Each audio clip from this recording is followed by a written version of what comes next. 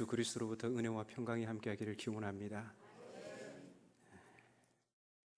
우리 온 성도님들의 배려와 또 기도와 사랑으로 수술 잘 받고 또 건강하게 회복되었습니다. 많은 분들이 제가 앞에서 지난주에 인도하고 하다 보니까 기운이 없어 보여요, 목소리에 막 그렇게 말씀하시는데요. 사실 힘은 주체할 수가 없는데요, 제가 지금 일부러 힘을 안 주고 있습니다. 왜냐하면 이쪽에 한쪽으로 이제 소장을 이렇게 빼놔서요, 혹시라도 배에 힘을 주면 그게 어떻게 움직일까봐 제가 일부러 안 주고 있으니, 제가 지금 힘은 주체할 수 없을 정도로 세다는 걸 꼭 기억해 주시기 바랍니다. 하나님의 은혜요, 또 우리 온 성도님들의 기도와 사랑입니다. 감사드립니다. 범죄가 일어났을 때 수사기관은 범죄 사실을 정확히 밝혀내야 합니다. 범죄 사실을 밝히는데 꼭 필요한 것이 있는데, 그것은 단서입니다. 단서는 마치 자동차 표지판과도 같습니다. 운전을 하는 사람은 표지판의 안내에 따라서 원하는 목적지까지 안전하게 도착할 수 있습니다. 이처럼 단서는 폭넓은 범죄 가능성을 좁혀서 보다 정확한 사실을 밝히는 표지판 역할을 합니다. 그래서 곳곳에 있는 단서들은 그 자체가 목적이 아니라 그 단서들이 가리키는 범죄 사실에 있습니다. 오늘 본문에도 단서라는 말이 나옵니다. 혹시 교독하시다가 발견하셨습니까? 단서라는 단어. 48절과 54절에 있는데요, 바로 표적이라는 말이 그렇습니다. 기적이라는 말을 사용하는 공관보험서와는 달리 요한복음은 표적이라는 말을 구별해서 사용합니다. 기적은 놀라운 일 그 자체에 관심이 있지만, 표적은 일어난 사건이 가리키는 실체에 관심이 있습니다. 그래서 예수께서 표적을 보여주신 것은 놀라운 일 그 자체의 목적이 있는 것이 아니라, 그 놀라운 일, 표적이 가리키는 진짜배기 보물의 목적이 있는 것입니다. 오늘 본문에는 좀 이해하기 쉽지 않은 내용이 나오죠. 44절을 보니까 예수께서 친히 증언하시기를 선지자가 고향에서는 높임을 받지 못한다고 하십니다. 그런데 곧이어 45절에 보면 고향 사람들이 예수님을 환영하는 장면이 나옵니다. 갈릴리에 이르심에 갈릴리인들이 그를 영접하니. 친히 말씀하신 예수님의 증언과 고향 사람들의 반응이 다릅니다. 예수께서 오해하고 계신 것일까요? 계속해서 45절 말씀을 보면 예수께서 친히 증언하신 말씀이 오해가 아님을 알 수 있습니다. 자기들도 명절에 갔다가 예수께서 명절 중 예루살렘에서 하신 모든 일을 보았습니다라, 이런 말씀이 있는데요, 고향 사람들이 예수님을 환영한 것은 예수님 자신이 아니라 예수께서 명절에 예루살렘에서 행하신 일들을 보았기 때문입니다. 예수께서 명절에 행하신 일들이 뭘까요? 뭘 행하셨길래 그들이 예수님을 환영한 것일까요? 요한복음 2장 23절인데요, 함께 읽어보겠습니다. 시작. 6월절에 예수께서 예루살렘에 계시니 많은 사람이 그의 행하시는 표적을 보고 그의 이름을 믿었으나. 네, 예수께서 6월절 명절에 예루살렘에서 행하신 일은 표적입니다. 그곳에서 많은 표적들을 행하셨습니다. 바로 이 표적 때문에 고향 사람들이 예수님을 환영한 것입니다. 그들도 명절을 지키러, 갈릴리 사람들도 6월절을 지키러 예루살렘에 갔겠죠. 바로 그곳에서 예수께서 행하신 표적들을 보았습니다.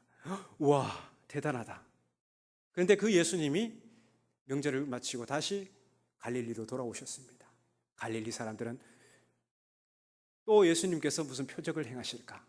예수님 자신을 환영한 것이 아니라 예수께서 행하시는 표적, 바로 그 표적에 관심이 있었고 그 표적을 환영한 것입니다. 그래서 선지자가 고향에서 높임을 받지 못한다는 예수님의 증언은 옳습니다. 그런데 본문에는 예수님의 고향 사람들과는 대조적인 인물이 등장합니다. 바로 왕의 신하입니다. 신하는 거의 죽을 지경에 이른 자신의 아들을 고쳐달라고 가브나움으로부터 갈릴리 가나로 왔습니다. 그리고 예수님께 간청합니다. 내려오셔서 내 아들의 병을 고쳐주소서. 그러자 예수님은 왕의 신하의 청에 답변은커녕 주변을 향해 넋두리를 쏟아냅니다. 48절인데요. 내려오셔서 내 아들의 병을 고쳐주소서. 그러면 예수님께서 어떻게 답변을 하셔야 됩니까? 뭐 고쳐주겠다, 아니면 싫다, 이렇게 답변을 하셔야 되는데 갑자기 주변을 향해서 너희는 표적과 기사를 보지 못하면 도무지 믿지 않는구나. 넋두리를 쏟아내죠. 주변에는 갈릴리 사람들이 있었습니다. 왕의 신하의 청에 모두들 예수님을 따라 나설 채비를 하고 있었던 겁니다. 이들은 오늘도 놀라운 표적을 보게 될 거라 잔뜩 기대에 차 있었습니다. 예수님은 예수님이 아닌 표적에 열광하는 사람들이 마뜩치 않아서 안타까워했습니다. 왕의 신하는 묘한 긴장이 도는 이 상황이 몹시 낯설었던 모양입니다. 그는 조심스럽게 자신의 청을 이어갑니다. 주여, 내 아이가 죽기 전에 내려오소서. 그러자 예수님은 모두의 기대를 뒤엎는 대답을 하십니다. 가라, 내 아들이 살아있다. 동행에 대한 거절입니다. 그러면서 가보지도 않으시고 아이가 살아있다고 하십니다. 이때 장면을 한번 상상해 보십시오. 신하의 청은 거절되었습니다. 또 표적을 보게 될 거라는 갈릴리 사람들의 기대도 물거품이 되었습니다. 다만 내 아들이 살아있다는 근거 없는 예수님의 말씀만이 잠시 그곳을 메아리치다 사라집니다. 왕의 신하는 주변을 둘러보았을 테고 갈릴리 사람들은 좀 더 부추겨봐, 좀 더 얘기해봐, 좀 더 강권해봐, 그를 부추겼을 겁니다. 그리고 마침내 왕의 신하의 시선은 예수님과 마주칩니다. 그런데 왕의 신하는 예수님께 동행을 강권하지 않습니다. 그는 내 아들이 살아있다는 예수님의 말씀을 믿고 돌아갑니다.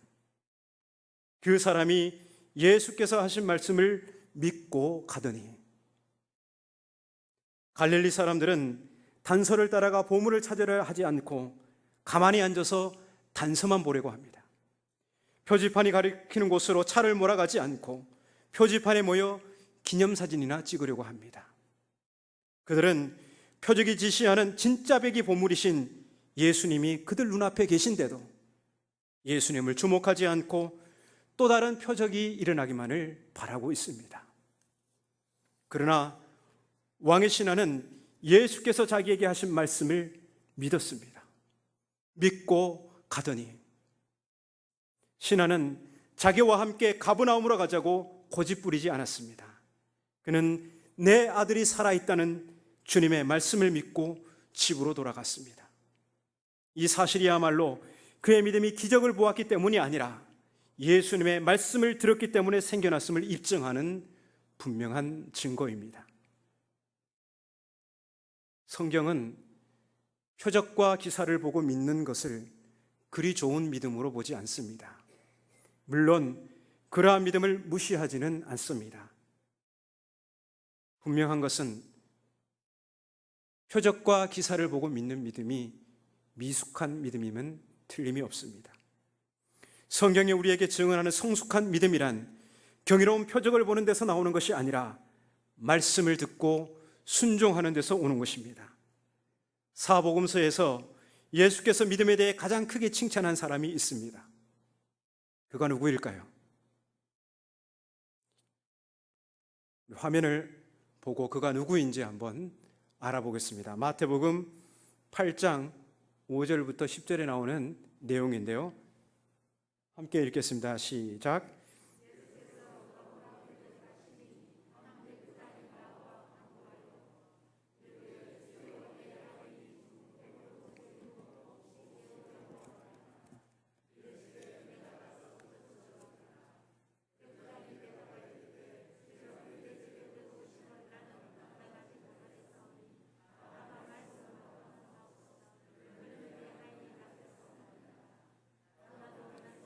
사람이요, 내 아래에도 군사가 있으니 이더러 가라 하면 가고 저더러 오라 하면 오고 내 종더러 이것을 하라 하면 하나이다. 예수께서 들으시고 놀랍게 여겨 따르는 자들에게 이르시되 내가 진실로 너희에게 이르노니 이스라엘 중 아무에게서도 이만한 믿음을 보지 못하였느니라. 아멘. 오늘 본문하고 비교해서 보면 참 재미있죠. 왕의 신하가 같이 가자고 하니까 예수님은 안 가신다 그러고, 여기서는 가자는 말씀이 없으니까 예수님께서 가신다고 그러고, 예수님과 함께 동행하고자 원하시는 분은 동행하자고 하지 마시고 예수님과 약간 밀당을 하시면 될 것 같습니다. 자, 이 말씀 우리가 한번 마태복음 말씀을 읽었는데요. 예수께서 가버나움에 가셨을 때 한 백부장이 나와 자신의 하인이 중풍병에 걸렸으니 고쳐달라고 간청합니다. 그러자 예수님은 내가 가서 고쳐주리라 하시며 걸음을 재촉하십니다. 얼마나 감사한 일입니까? 잠깐의 망설임도 없이 흔쾌히 신방 요청에 응해 주시니 얼마나 고맙습니까? 그런데 백부장은 예수님을 만류하며 길을 가로막아 서서 이렇게 말을 합니다. 다만 말씀으로만 하옵소서. 그러면 내 하인이 낫겠습니다. 백부장의 말에 예수님의 반응이 어떻습니까? 예수께서 들으시고 놀랍게 여겨. 예수님이 놀라셨습니다. 그리고 따르는 자들에게 말씀하십니다. 내가 진실로 너희에게 이르노니 이스라엘 중 아무에게서도 이만한 믿음을 보지 못하였노라. 예수님을 놀라게 할 만한 믿음, 그것은 기적을 쫓아 사는 믿음이 아니라 주님의 말씀에 능력이 있음을 믿고 그 말씀을 쫓아 사는 믿음입니다. 대부분 사람들은 주님께서 직접 가셔서 놀라운 일들을 보여주실 거라 기대했지만 백부장은 모든 권세는 예수님의 말씀으로부터 나오는 것임을 믿었습니다. 그렇기 때문에 백부장은 이렇게 말할 수 있었던 것입니다. 다만 말씀으로만 하옵소서. 그는 표적이 아니라 그 표적이 가리키는 진짜 백이 보물이 무엇인지를 똑똑히 알고 있었습니다. 복음서에 보면 예수께서 행하신 표적이 참으로 많습니다. 여러분이 보시기에 예수께서 행하신 표적 중 가장 위대한 표적이 무엇이라고 생각하십니까?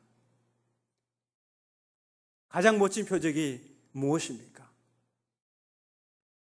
한 번은 바리새인과 사두개인들이 예수님을 시험하며 표적을 보여달라고 요구합니다. 그러자 예수님의 대답은 다음과 같습니다. 악하고 음란한 세대가 표적을 구하나 요나의 표적밖에는 보여줄 표적이 없느니라. 그렇습니다. 예수께서는 많은 표적을 행하셨지만 가장 위대한 표적은 요나의 표적입니다. 예수께서 행하신 요나의 표적이 무엇입니까? 십자가의 죽으심과 부활입니다. 요나가 사흘 밤낮을 물고기 뱃속에 있다가 살아난 것처럼 장차 주님께서 십자가에 달려 죽으셨다가 사흘 만에 부활하실 것을 요나의 표적에 빗대어 말씀하신 것입니다. 그러면 예수님의 십자가와 부활의 표적은 그 자체가 전부입니까? 그 표적은 무엇을 가리키지 않습니까? 어떤 실체를 지시하고 있지는 않습니까?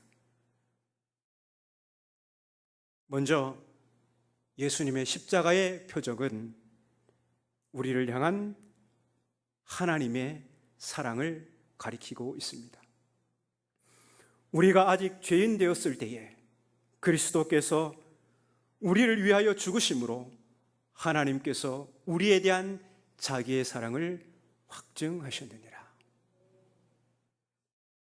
그렇습니다. 예수님의 십자가는 우리를 향한 하나님 사랑의 확증입니다.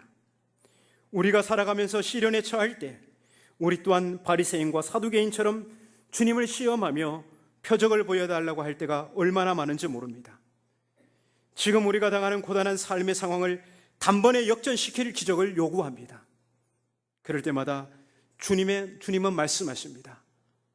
요나의 표적밖에는 보여줄 표적이 없구나. 그런데 여러분, 하나님이 계시는 것 같지 않고 세상으로부터 버림받은 듯 신앙의 길을 잃었을 때 우리가 주목해야 할 표지판은 골고다 십자가의 표적입니다. 하나님의 사랑에 의심이 들고 사람 사이에도 믿지 못하고 미움과 증오가 나를 엄습할 때 우리가 찾아야 할 단서는 주님의 십자가의 표적입니다. 고난의 십자가, 그 표적이 우리를 변함없는 하나님의 사랑, 그 실체로 이끌기 때문입니다. 그러면 예수님의 부활의 표적은 무엇을 가리키고 있습니까? 그것은 하나님 나라의 승리입니다. 이 썩을 것이 썩지 아니함을 입고 이 죽을 것이 죽지 아니함을 입을 때에는 사망을 삼키고 이기리라고 기록된 말씀이 이루어지리라. 그렇습니다. 예수 그리스도의 부활은 하나님 나라의 승리입니다. 오늘 우리 사회를 보십시오. 불의한 자들이 승승장구하고 의롭게 살고자 애쓰는 사람은 늘 손해보고 제자리를 잃습니다. 아모스 5장 7절 말씀처럼 힘 있는 자들은 정의를 쓰디쓴 소태처럼 만들고 공의를 땅바닥에 내팽개칩니다. 힘없고 가난한 이들이 일어설 기회가 없는 균형을 잃은 사회입니다. 그래서 사람들은 하나님께서 당장 불의한 자들을 심판하시고 의로운 자들을 신원하여 주실 것을 탄원합니다. 영과 같은 카리스마 있는 지도자를 세워주셔서 당장에 이 나라를 공정하고 정의로운 나라로 세워줄 것을 간구합니다. 그런데 그럴 때마다 하늘로부터 오는 음성은 마찬가지입니다. 요나의 표적밖에는 보여줄 표적이 없구나. 그렇습니다. 우리 주변은 온통 불의한 자들에 의해 잠식된 것 같고 의인들의 삶에 도무지 희망이 보이지 않을 때에 이렇게 살아서 뭐하나? 그래서 우리도 악인들의 꾀를 따르고 죄인들의 길에 서고 오만한 자들의 자리에 앉고 싶은 유혹이 들 때에 우리가 주목해야 할 표적은 주님의 부활의 표적입니다. 사망의 그림자가 더욱 짙게 드리워지고 희망의 빛이 어둠으로 변해갈 때 주님의 부활의 표적은 우리로 하여금 승리가 하나님께 있음을 보여줍니다.